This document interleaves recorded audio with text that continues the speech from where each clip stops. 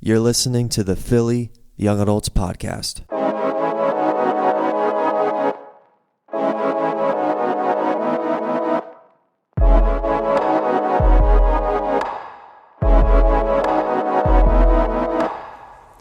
I invite you to turn in your Bibles to the book of Joshua chapter 2.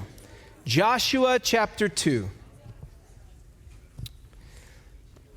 Meanwhile, you're welcome if you are taking notes or you are taking notes, whether it be in paper or on your telephone, to maybe jot down some of those references. I'm going to make quick references to those references as we continue.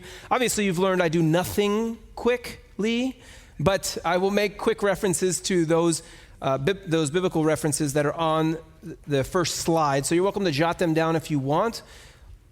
Our study is going to focus mostly on a couple of verses in Joshua chapter 2, but you'll hear me make reference to these verses here. Joshua chapter 2. As we get to the book of Joshua, we are now leaving Moses' lifetime. Moses, who was Israel's liberator from Egypt, is now dead. He passed on in Deuteronomy chapter 34 after the wilderness wanderings. In Deuteronomy chapter 34, God permits Moses to see the entirety of the land, and God reminds Moses that he's going to fulfill his promises to Abraham by bringing them into the land that he promised Abraham over 500 years before that is all the people of Israel now are going to go into this promised land. Our God is a God of his word. Our God always keeps his promises, but as a result of God keeping his promises, he told Moses that Moses wasn't going to go into the land, and Moses could not go into the land. See, what happened was in Numbers chapter 20, the people quarreled with Moses, and God commanded Moses to provide water for the people. Moses did it in such a way that was not honoring to God, and God says, because you did not believe in me to uphold me as holy in the eyes of the people of Israel, therefore you shall not bring this assembly into the land I have given them. And so at the end of Deuteronomy, Moses dies at 120 years old. The text says that he was full of vigor and no one knew where he was buried. So then we have the commissioning of this leader named Joshua. Now, we don't know very much about Joshua at this point, especially as it relates to his predecessor, Moses. We know that Joshua is one of the people that Moses sent into the promised land of Canaan to spy on its inhabitants. And upon the return of this group of people that went into the land as spies, only Joshua and Caleb encouraged the people to enter into the land, while the other 10 spies that went with them, so there were a total of 12, Joshua and Caleb said, yes, let's go up and take it. The other 10 showed a lack of faith and told the people, no, we can't go into the land. There's giants in the land. They're going to eat us and our children. And so Caleb and Joshua are depicted as faithful people. Now, as a result of this incident, that is the incident of the people not going into the land, not trusting God and going into the land, God promises judgment. And God says that as a result of this, those that are over 20 years of old would not enter into the promised land. Joshua and Caleb are the only people that are above 20 years old that would enter into the promised land. So, knowing that Moses' time had come to the end, at the end of Deuteronomy, Moses encourages the people to follow Joshua, right? He commissions Joshua in front of the people in Deuteronomy chapter 31. And then, most importantly, we see God commissioning Joshua in Deuteronomy chapter 31, saying that he would indeed bring the people into the land that God swore to them. The people of Israel recognize that Joshua is their new leader. He's the one that God's going to use to bring into the land. And they will finally witness the fulfillment of God's promises to their forefathers over 500 years before the time of Joshua. Now, what's important to recognize is that we see very similar language from God to Moses in relation to God fulfilling the promises that he gave to Abraham, gave to Moses' forefathers in Exodus chapter 3, verse 8. Why are you talking about Exodus chapter 3, verse 8? Well, Exodus chapter 3, verse 8 is a long ways before Deuteronomy. Long way before Deuteronomy 31, that is time-wise. So at this point in the wilderness wanderings, right, we as readers are well aware of the difficulties, especially related to conquering the land in light of the whole previous spy situation that we just talked about. We know that there are difficulties. The difficulties reside in the land and among the people of Israel as well. These and other difficulties have been generally caused by the disobedience of the people.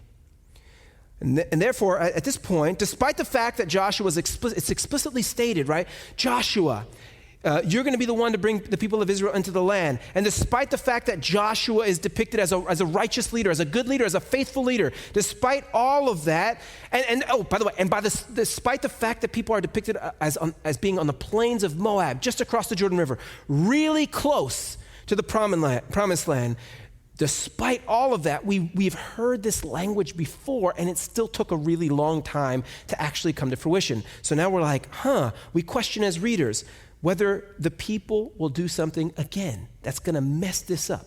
How are the people going to jeopardize? How are they going to mess up their situation in some way? They've done it over and over and over again, upwards of hundreds of years now, right? In which God did not fulfill the promises that he made that some people could have understood to have just been fulfilled immediately. God could have fulfilled those promises immediately. He didn't. And many times we see that he didn't because the people were disobedient. And so as the Torah comes to completion at the end of the book of Deuteronomy, we're left with this sort of suspense regarding what will actually happen concerning the promised land as the people of Israel approach the promised land once again. And the question persists, how will this whole conquer thing of the land actually come to pass? Will the people once again falter with the land being right there? They can see it right across the river. The Jordan River, that is. Will they falter once again in light of the tremendous faith in their God that it's actually going to take to inherit the land? God repeatedly promised the people that they were going to inherit the land, but there's no, and we see that, but there's no indication that God ever told the people how that was going to happen. You ever think about that? God repeatedly says, I'm going to give you this, I'm going to give you this. Okay, God never says exactly how that's going to happen. That doesn't show up. And there are a few, small things, sarcastically small things that stand in the way of actually possessing the land for the Israelites. Number one, there are people that live there. Number two, those people lived in walled cities. They're protected. And number three, none of them have ever been there except for Caleb and Joshua. So the geography of the land is completely unfamiliar to the people. Anything that you would utilize, all of the faculties, the human faculties that you would utilize as a person going into war, they don't have access to. They don't even know what they're getting into. And as a result of the people's past faults, as well as the fact that there are these roadblocks, legitimate roadblocks, people living in walled cities, and the people of Israel are unfamiliar with what the land of Israel even looks like, we expect, as readers, some sort of supernatural intervention. That has to happen. There has to be some sort of supernatural intervention. And God doesn't disappoint. As we read through the book of Joshua, we see that God supernaturally intervenes when the people of Israel come to the Jordan River splits. That's supernatural. And we also know, as many of you learned in Sunday school, maybe like the first Sunday in Sunday school, that the walls of Jericho supernaturally fall. There's supernatural intervention in the narrative of the conquest, or in the narratives of the conquest. But prior to any supernatural intervention in the book of Joshua, God uses perhaps something that's even more unexpected than supernatural intervention. And God loves to do that. As we read through the narratives of the Old Testament, God loves to use unexpected things and especially unexpected people for his purposes. In this case, God uses the unforeseen savvy of a Canaanite prostitute to accomplish his purposes.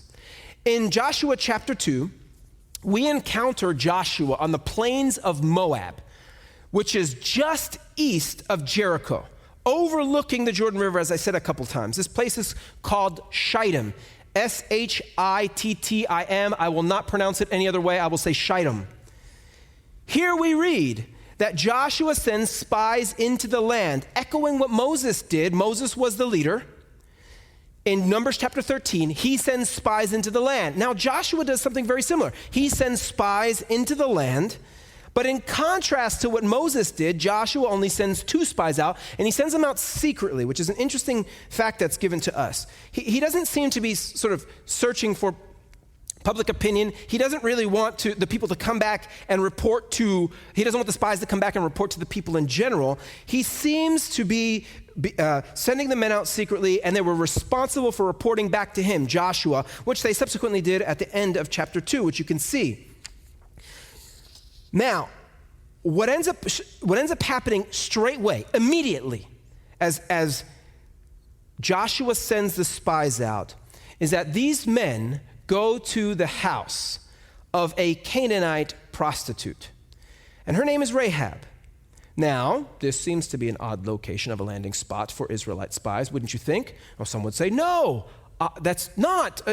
It would be maybe the least expected place where Israelite spies would actually land. Oh, would it be? Have you been following the narrative? Didn't we just read Genesis 38? Weird stuff happens in Israel. I actually don't think that is a very expected place to land up as the Israelite, or to end up as the Israelite spies. This is an odd location in Canaan because we also know, based upon subsequent, or actually Israelite law, previous Israelite law, that this behavior of being a prostitute was unacceptable. Additionally, we start to think as readers, will the men of Israel in particular mess this up again? Now, why would we wonder such a thing? Well, we would wonder such a thing because of Numbers chapter 20, verses 12. Actually, Numbers 25, verses 1 through 3. Let's read this text together. While Israelite lived in Shittim, the people began to whore with the daughters of Moab. These invited the people to the sacrifices of their gods. And the people ate and bowed down to their gods. So Israel yoked himself to Baal of Peor, and the anger of the Lord was kindled against Israel. Okay, just after this, we have this very well-known incident in which an Israelite man brings a Moabitess woman, I think she's actually even called the Midianitess in that particular passage, but it's happened in the same area, into the camp, and evidently starts having relations with this woman in the middle of the camp, okay?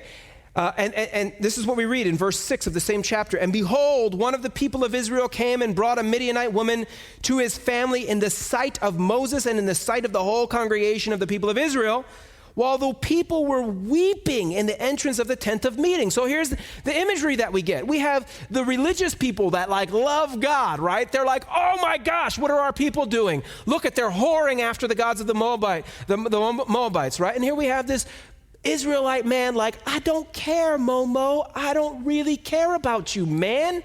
And he brings, and remember, this is not about ethnicity. This is about God. Notice that this is hooked up with gods, right? The Moabite gods. This is an act of idolatry. I don't care, Moses. He takes this woman into the camp and doesn't care while Moses and the other leaders are weeping over what Israel's doing. Verse 7, when Phinehas, the son of Eleazar, the son of Aaron, the priest, saw it, he rose and left the congregation and took a spear in his hand and went after the man of Israel into the chamber and pierced both of them, the man and the women, through their belly. So the implication is that he pierced them both through their belly, both through their belly. So clearly, it seems that the narrator is giving us some imagery as to what was going on. Thus, the plague on the people of Israel was stopped. Nevertheless, those that died by the plague were 24,000. All right, this is Numbers 25. So instead of the people of same vicinity, same geographic location-ish, on the plains of Moab. So instead of Numbers 25, instead of the people of Israel going into the land from Shittim, right across from Jericho, in Numbers 25, despite being so geographically close, the people went into physical and spiritual prostitution. Now, we encounter the people of Israel again, geographically close, right in the same vicinity. We're talking about right in the same area, okay? They're right there, right next to the Jordan River. And immediately we're reminded of that disaster. This was a disaster related to sexual morality, the foreign god, and the women that came to pass the last time that we're there. And so these two spies now leave Shittim. They leave the area, right?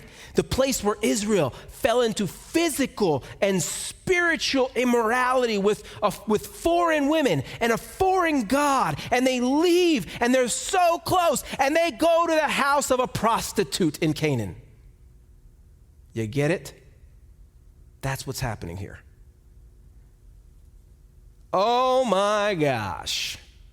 Will Israel ever conquer the land? Oh my gosh, the people of Israel are back at it again. Will they ever conquer the land? Now, we have to remember, the Bible was not initially written as a children's Bible. But, that sounds crazy, right? No, check it out. But sometimes we get some good, some not so great, theology or depictions of our characters of the Bible from children's Bibles. That is, we read our Bible as if it were a children's Bible. We censor it. I do this all of the time when I tell my children biblical stories. I censor them, right? The Bible doesn't censor what goes on. Narrators tell us specifically what they want us to know at every given time about what God's doing. And in this case, we are specifically told, not that they went to the house of Rahab, she was nice, she helped them. Rahab was a Canaanite prostitute, and we are reminded of all of these things that went on in the history of the people of Israel as they were right there, so close to conquering the land the last time. Instead of this Canaanite prostitute, Rahab, propositioning them, right, which is might be what we would expect, propositioning for material goods and facilitating sort of this physical and spiritual precarious situation that we saw the people of Israel in once before. Ironically, this prostitute, Rahab, advocates for the promises of God, the promises of the God of Israel more specifically, and facilitates the conquest of her very own city by making a deal with these men to save her lives and to exchange her life for theirs. Now, the threat of not entering into the land again really starts to build in chapter, there we have, those were the verses that I just read. And in chapter 2, verse 2, the threat of Israel not entering into the land again builds again in Joshua chapter 2, verse 2. Where we read that the king of Jericho finds out that the men of the people of Israel, that these two men had come in to spy out the land. And so immediately the king sends representatives to Rahab's house and commands that the Israelites be brought out of the house to presumably be handed over to them. We see that in verses 2 and 3. All right, so look, many of you have read this story. So you don't let we have to recognize that the writers were writing to be written. I'm sorry, they were writing to be read. And we have to recognize, based upon the things that we just talked about, this is a legitimate threat. This is a legitimate threat to the plan that the people, let's just think about this, okay? Let's pretend you didn't know the end to this story for a second. What if the spies are brought out and killed? What if the spies, evidently Joshua's confidants, are brought out and reveal sensitive information, right? What if these things were to happen? Their capture would lead to the demise of the people of Israel, right? In terms of the people being able to conquer the land. This is a legitimate threat that's presented immediately in this narrative. Here comes the king of Jericho. He sends messengers. The people that were supposed to provide information back to Joshua, the leader of the people of Israel, are now in a very precarious situation. These men need help. This is a real threat. I've said it 3 times. Hopefully you perceive that. The narrator is letting us know this is real. Okay? They need help.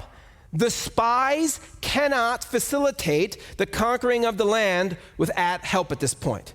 The spies are now in a situation in which they need to be assisted or the plan completely fails. Tracking, everybody, tracking. That is actually happening here. Okay, so who does God use to facilitate conquering the land? God uses Rahab, the Canaanite prostitute. Rahab, the Canaanite conqueror, maybe. We should refer to her as the Canaanite conqueror. Rahab has thought ahead and takes action prior to the reader ever coming across her words, okay? So somehow knowing that the king's representatives, or somehow suspecting, she's depicted as somehow suspecting that the king's representatives would come to her, she already hid the spies on her roof. We see that in chapter 2, verse 4 and verse 6. She tells the king's representatives something that is not empirically true. She tells the king's representatives, there we go. She tells the king's representatives something that is not empirically true. She states that the men had come to her, but she didn't know their origin. That's the first thing that she says. Okay, so let's just say we want to. Let's just say we want to patch up Rahab's character because of the supposed profession of faith that we're going to get to in just a second. We generally tend to patch up characters like our children's Bibles do, right? When you read the children's Bible narrative, for example, about King David, you rarely hear about the incident with Bathsheba in the children's Bible. The character is patched up to a certain extent, unless, of course, it's a really good Bible that explains it in some way. But you don't really hear so much. In fact, most children's Bibles skip entirely the book of Judges. You get it, right? But think about this. Think just for a second. Let's say that Rahab is like sort of doing the right thing, quote unquote right thing. And she says to these people, I didn't know their origin. She could conceivably be saying, I didn't know where they came from today. Does that make sense? She could be saying, and that could be true. Maybe she didn't know exactly where they started out at that particular day. And so some would say, Rahab, she doesn't really lie.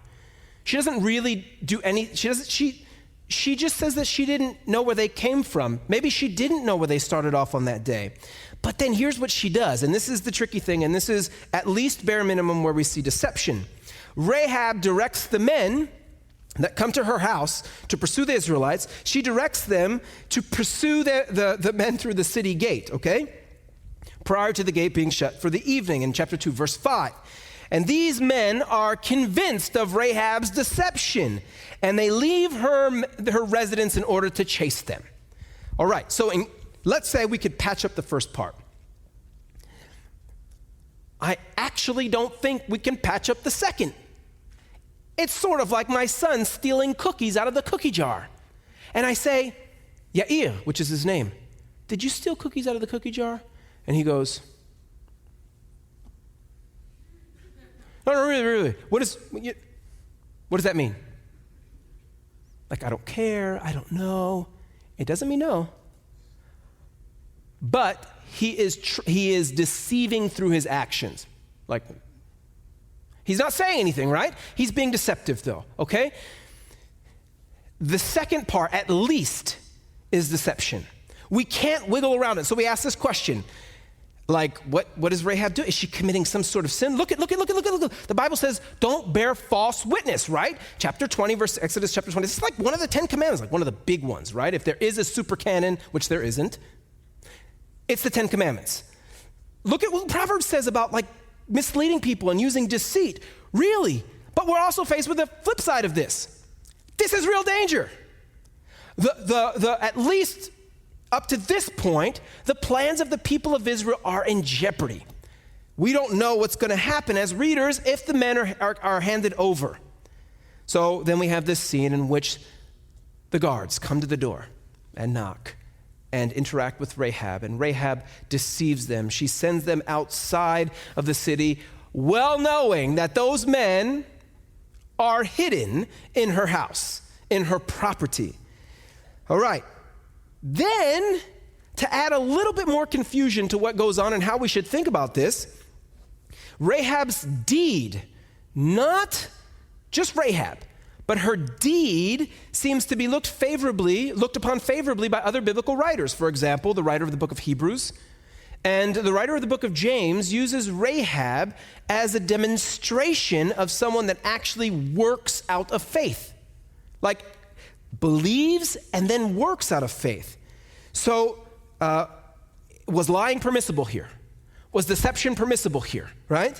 And if so, how do we justify this, all of viewing that deception is permissible here with these commands that we clearly see in the Old Testament where deception and lying and any type of deceit is strictly condemned? And if not, then why do the New Testament writers seemingly demonstrate that, or seemingly perceive Rahab's deed as a demonstration of her faith? That's a pretty interesting question. I think you think so too. You're all staring at me, waiting for me to say something. I will say something. I will not disappoint. But we can see how this problem can start to emerge, right? Okay, so here's the thing. What Rahab pulls here, I like to call the Philly special. You ever hear that one? Yeah. I grew up in the area. And even though the Eagles, in fact, all of them have won a total of 6 games combined since the Super Bowl victory,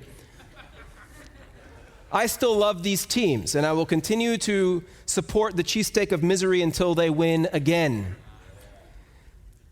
But here's the deal.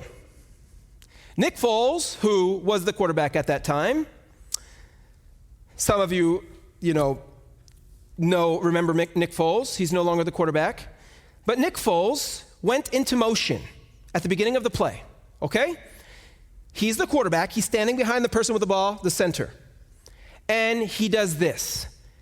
And he starts to make announcements to the people that are playing with him. And he's doing this, okay? And so the defense, Nick Foles was on offense. The defense, some of you are like, stop, this is Philly, man, come on. No, there's some people that don't get this. The defense thinks that Nick Foles is making announcements, which is not uncommon. Quarterbacks do this all the time. They change plays. The defense thinks that he's making an announcement when actually he's doing what's called going in motion, all right? A little bit of trickery here. So that means, going in motion means that there's one person allowed to move on the offense at a particular time, unless there's a shift. So what he does is he goes like this, and he starts yelling as if he's making an announcement, and then the ball snapped. The defense is not expecting that. But here's what they're really not expecting, okay? What they're really not expecting is that the quarterback, he's the guy that normally throws the ball, they're not expecting that the quarterback would then run and catch the ball.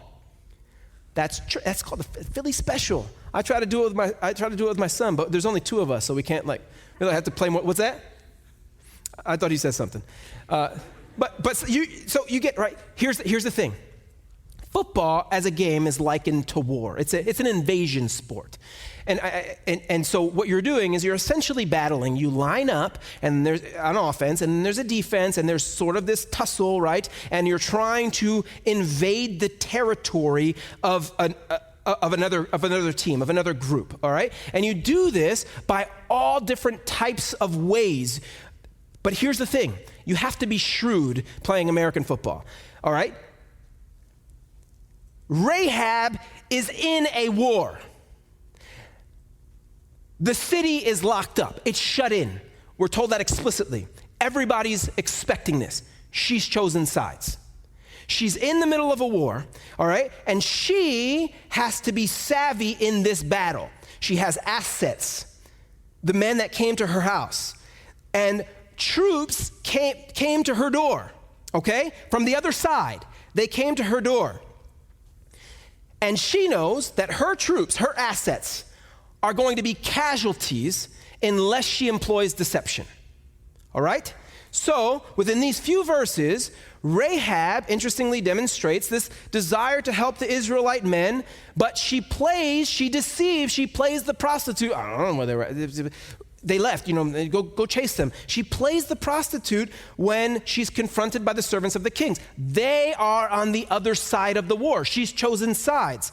So, she seems to want to enact change by assisting the men that she's deceived. Actually, let's continue with this.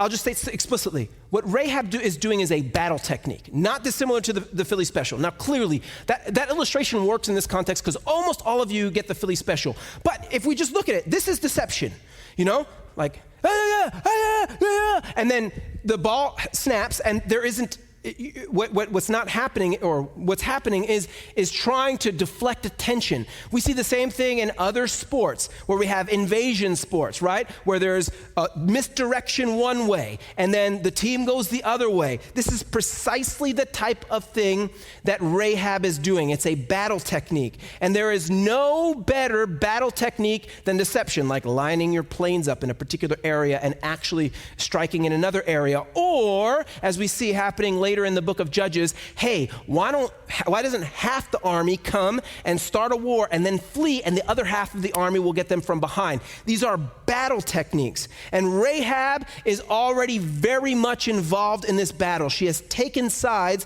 on the people of Israel against the local residents, despite the fact that no one has physically taken up arms yet, right? Despite the fact that the ball has not been hiked.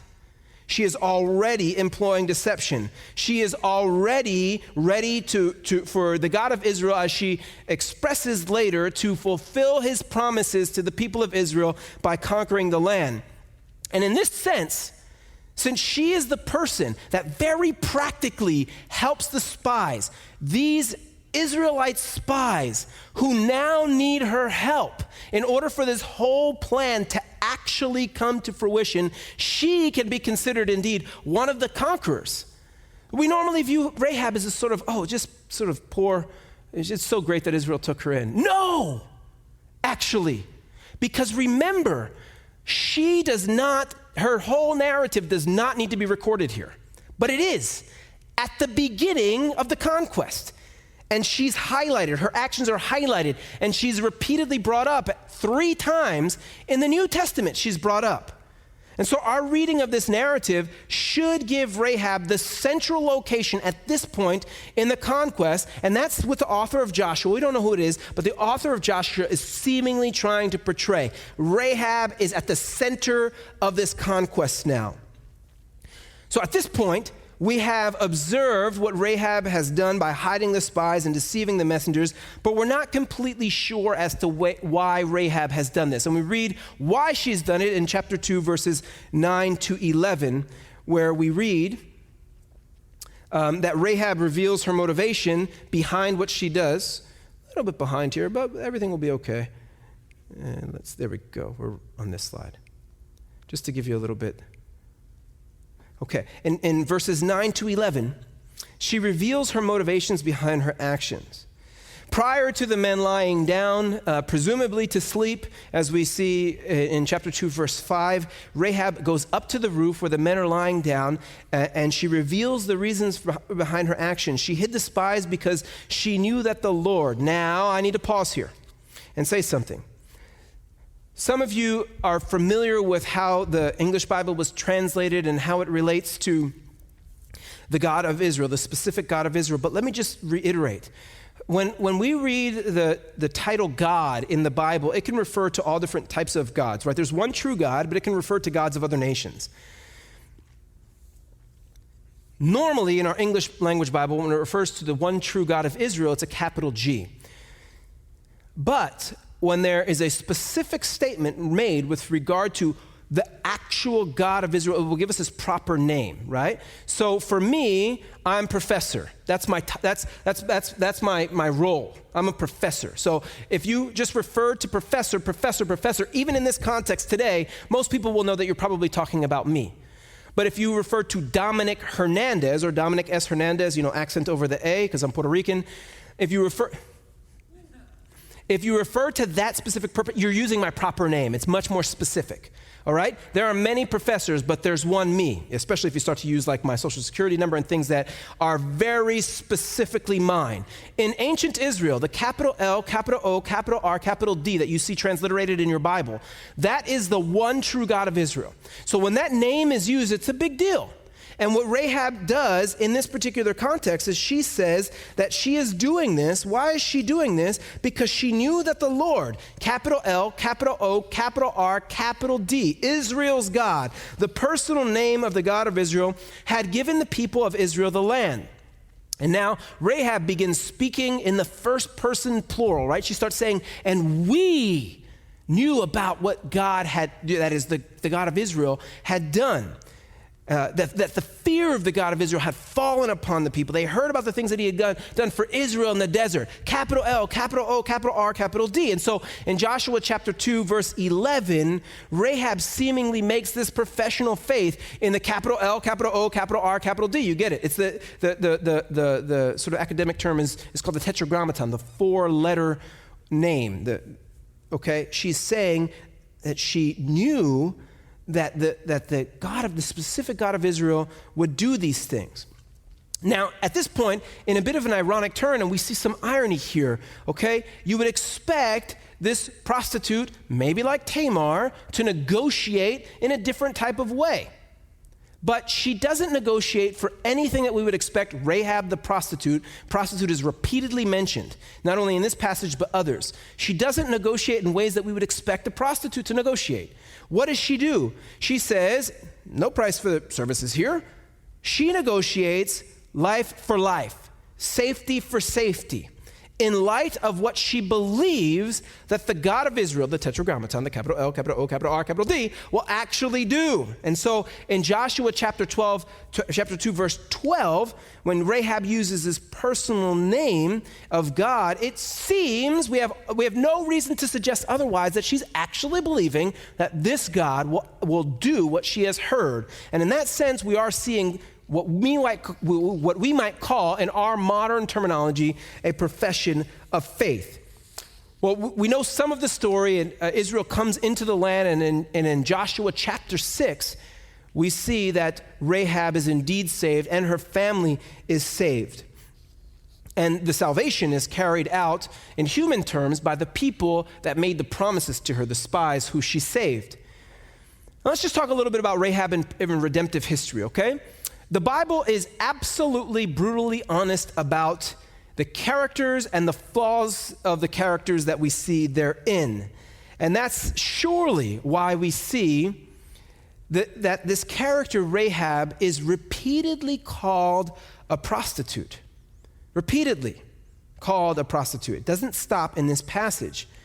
But God uses in this particular situation Rahab, the prostitute, to carry out his purposes. And it seems, for all intents and purposes, that Rahab, the prostitute, is the one that comes to this faith in the God of Israel. Capital L, capital O, capital R, capital D. The specific name of the God of Israel. She believes that this God of Israel is going to do what she heard he would do, and therefore she chooses sides in this battle and is willing to use deception to help her side in this battle.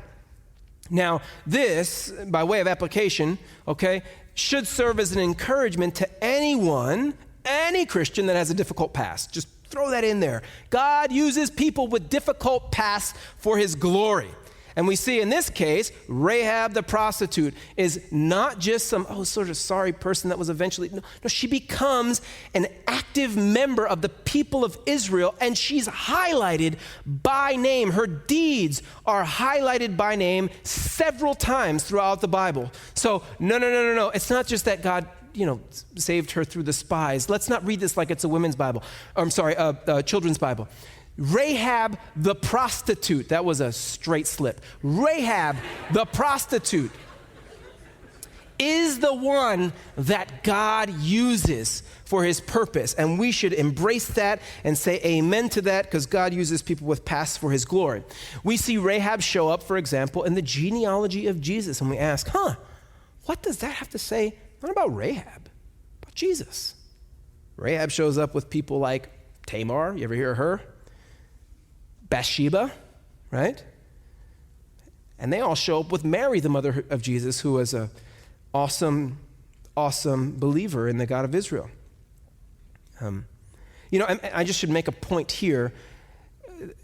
I think we see several times throughout salvation history that God uses women and their ability to bear children in his plan of salvation. It's important to note that, and by way of those children to facilitate the redemptive line, and the Bible clearly highlights that, and that's beautiful. But we also see women who do not, and they're highlighted, they're not part of the redemptive plan. They actually they're not part of the redemptive line, I meant to say, and they do not bear children with the purpose of sort of continuing the redemptive line. So bearing children is not the only reason why God highlights women in the Bible. We see that explicitly, for example, this is an interesting example, but Hannah's son, Samuel, she actually has several other children as well, but Hannah's son Samuel is not part of the redemptive line. He's not part of the genealogy of Christ. In fact, they were Levites. They were of a different tribe. God uses all different types of women for his glory and for his purposes, and it's not necessarily related to bearing children. It's important to say that.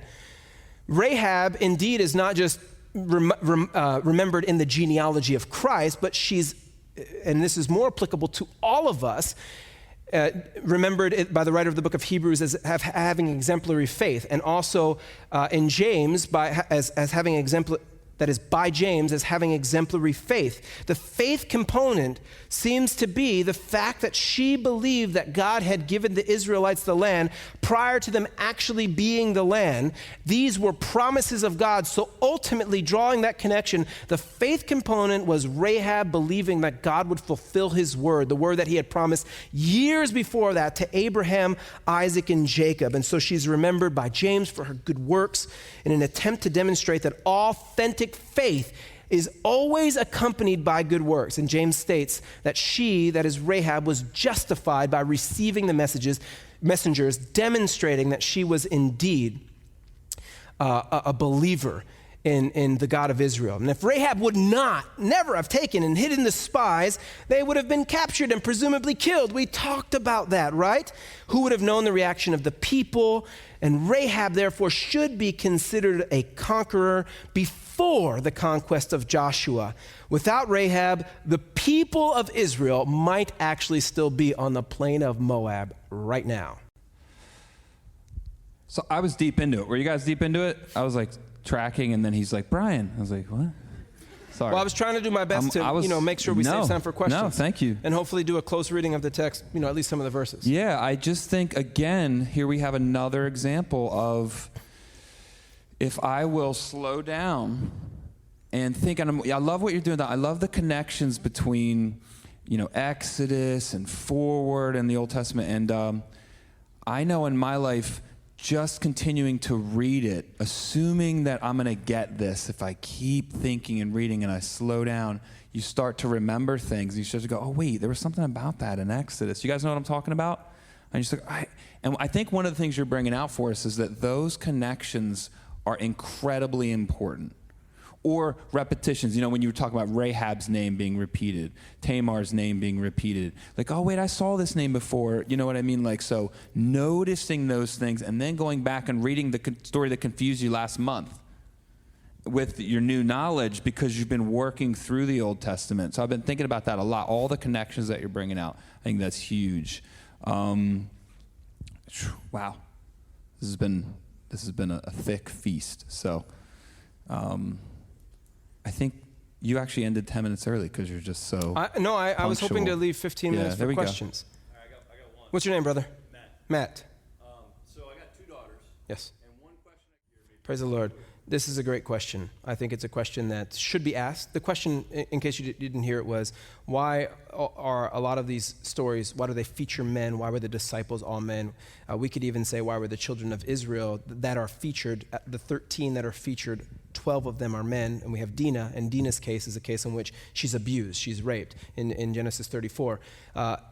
Obviously, we have Abraham, Isaac, and Jacob taking up these large portions of text where their wives almost seem like secondary characters in the narrative. Very good. So there are 2 ways to answer this. One relates to the overall why question is a question that I kind of can't answer. Why did God choose X instead of Y? I can't go there, okay? Sort of to get into the divine mind. We have access to words, and words, our God is a verbal God, and our God has depicted, has portrayed, has given words to humankind, and has given us and perfectly portrayed exactly what he wants us to know about him through his words. And so that means we come to the text and we have to read these texts well. And as we read these texts well, and this is some of the things I said last night, as we read these texts well, we realize it's about quality and not quantity here. All right? So we do see a lot of men showing up, but we also see that women are very key players in this plan of redemption. All right? So let's just talk about a couple of women that are huge key players in the plan of redemption. Clearly Tamar, clearly Rahab. How about Ruth, right? We talk specifically about Ruth. I mentioned Hannah explicitly. How about Esther, the narrative of Esther, right? So this is not about quantity, like, oh, hey, we have all of these men, so therefore they are more important. Who really conquered the land prior to credit being given to Joshua? And then they named the book after him. Who really did it? If Rahab doesn't use deception, like Nick Foles, if she doesn't use deception, the plan is foiled, and the people of Israel are still on the plains of Moab. So we have to recognize we cannot answer the question as to why God did stuff if he didn't explicitly state it. But we can infer, based upon how God reveals himself to humankind through words, that as we read and engage in those words well, it's when some of those surprises show up that frequently entail women, that we actually have key parts of redemptive history. I hope that's helpful. That's great. Yeah. So the question relates to how can we make sure essentially that we don't misapply Rahab's deception, which essentially I spoke favorably of, if I could fill that in, which I essentially spoke favorably of, and we don't misapply it to other areas of life, like I was in a battle with my spouse, and so I had to defend myself, so I lied, right? Yeah, not good. I think one major principle here is that we have, just to reiterate a little bit of what I just said, we have access to these words. We cannot impose meaning on the words that God has given us. We receive meaning. Those words are always built into some sort of linguistic context, and also historical as philological. There's all these contexts that safeguard how we understand the words, and then when we come to a reading of those words, we are responsible for striving to understand what the narrator was trying to get across. And in this case, it seems pretty clear. Okay, you don't have to believe the narrator if you don't want to. That's not good. But it seems very clear. The narrator is saying there's actually a war going on. It's about to get the city is closed up. Okay, there's a real war. So it's not like there's no spiritualization here. This is not This is not like a war of wills. This is a real war. And additionally, with the part of the conversation that's recorded for us, we see that this was done as a result of Rahab trusting that God would fulfill the promises that he made to the forefathers of the people of Israel. Those words, in their context, give us reason to believe that she had chosen a side on this war, and that she was willing to utilize deception in order to help those people that were essentially soldiers in this company. So overall, generally speaking, what we have to recognize is that we can't impose upon the words of the biblical text the meaning that we want. We receive from that, and as we receive these words, the very normal reading is that there was a real war going on, about to really take off, which actually happened. Battles actually happened. And in this case, we see that she had chosen sides, and she did what she needed to do. Like maybe if you're actually living in Nazi Germany and the soldiers ask you if you're hiding Jews in your house, and you're like, no. Maybe that it's okay because that always comes up. Right? It's okay because like I saw what Rahab did and she is commended, and this is actually really war. Would you disagree with that? Well, no, I would not disagree with that. Others would say something like, and I've heard these arguments, and again, I want to be honest, and I want to learn the best arguments from from positions that disagree with me. Others that disagree would say, no, the Bible never commends falsehood, and therefore, you have to tell the truth and suffer the consequences because sort of earthly death is not the worst thing that could ever happen to you. And I recognize that. And the Bible clearly, you saw the verses that I put up on the screen. The Bible does not commend falsehood. The issue is, are we actually dealing with falsehood or are we dealing with a Philly special? I think they're different. In addition to that, I also think that we have to recognize that in biblical narrative, the way that biblical narrative is told, we're rarely, as readers, ever given commands. So really infrequently will the narrator of a biblical narrative, in the narrative sections of the Bible, so Genesis through Esther in our English Bibles, the narrator rarely pulls off of the page and says, now reader, do this. That doesn't happen. What the narrator does is the narrator shows us what you're supposed to do, what the reader's supposed to do, how the reader's supposed to apply it. So to say that the Bible doesn't commend falsehood is sort of, to a certain extent, not a great argument as it pertains, in my opinion, to how we're supposed to read narrative. We're supposed to receive from narrative what the narrator is getting across through how the narrator's writing and telling the story. Okay, so I actually think the narrator is writing and telling the story in this situation, indicating that Rahab has chosen the side of the God of Israel and is willing to do what she needs to do in order to facilitate victory. Don't lie. Yes. What's your name, brother? Nathan. Is Matthew in the New Testament? I'm not sure. I don't do that. Come on, it's a joke. Maybe. I actually would have to just look at that. Maybe. Nice. That wasn't profound. Yeah, that wasn't so profound. I haven't thought about that, so. There's the verse in Matthew that says, "Be, shrewd as serpents or wise as serpents, harmless as doves." Would this story be a good sort of illustration of that teaching of Jesus? Yeah. And the answer is maybe. The answer is I haven't thought about that. I'm sorry. One of the brothers from Florida. Yes. They came a long way. So they did. They get this to ask question like 2 is questions all the way or from Florida. Yeah. You might have to stand up though and to speak loud. Yeah. Yeah. So if I heard properly, the question is, it relates back to the last session as to why God would regulate certain things and not abolish them, but certain things are abolished and not regulated. Is that correct? And the example that you gave was slavery. Am I understanding the question well? Right. Okay. Right. Yes, I think let's expound upon that. So first of all, slavery has come up twice already as the example. We have to make sure that we know what we're talking about when we use slavery. We're not talking about someone of a lower class, socioeconomic class working for someone else. That's not what we're talking about. When we talk about slavery, in our context, we're talking about chattel slavery, right? Based upon ethnicity, okay? They are upon kidnapping.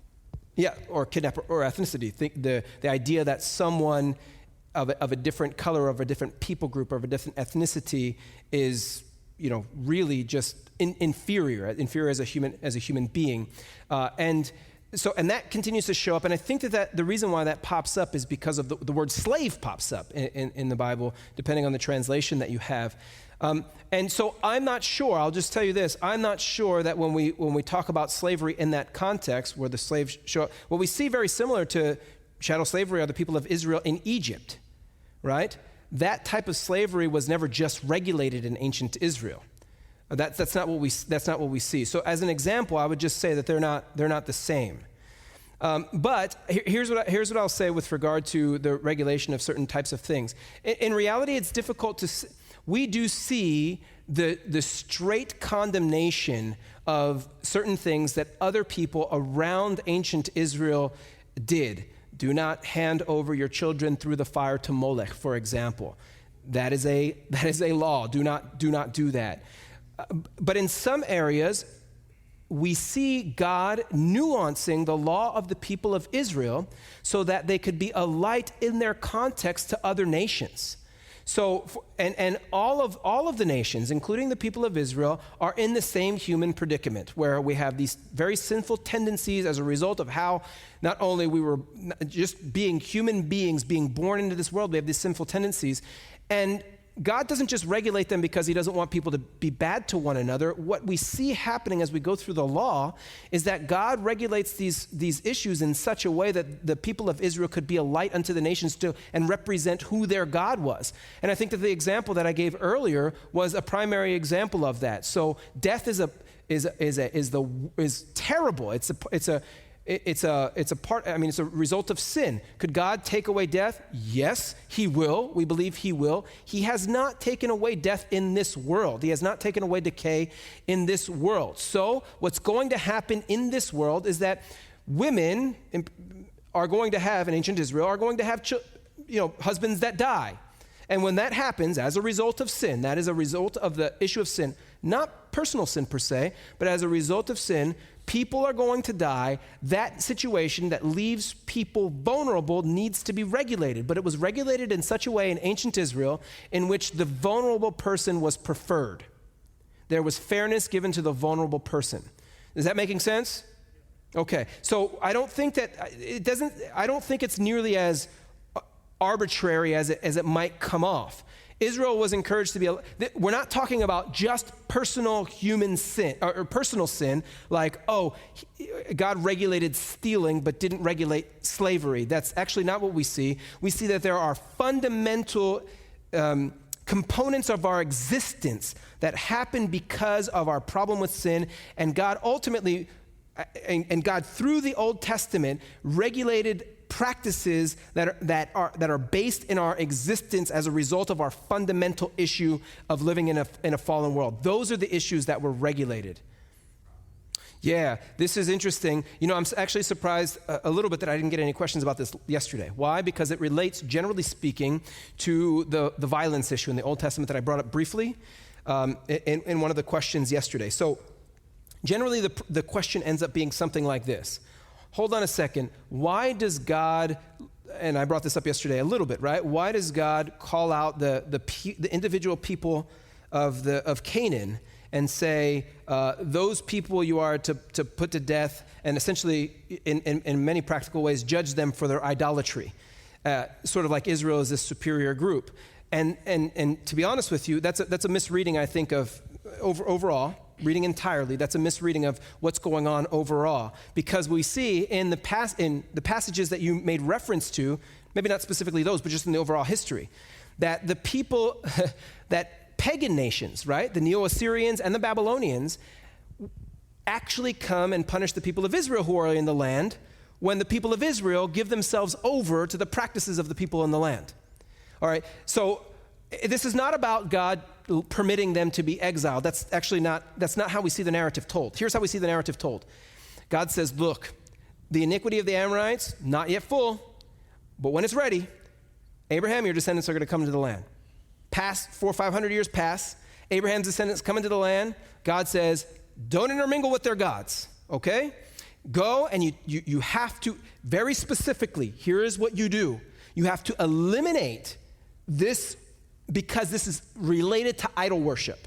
It's religious, okay?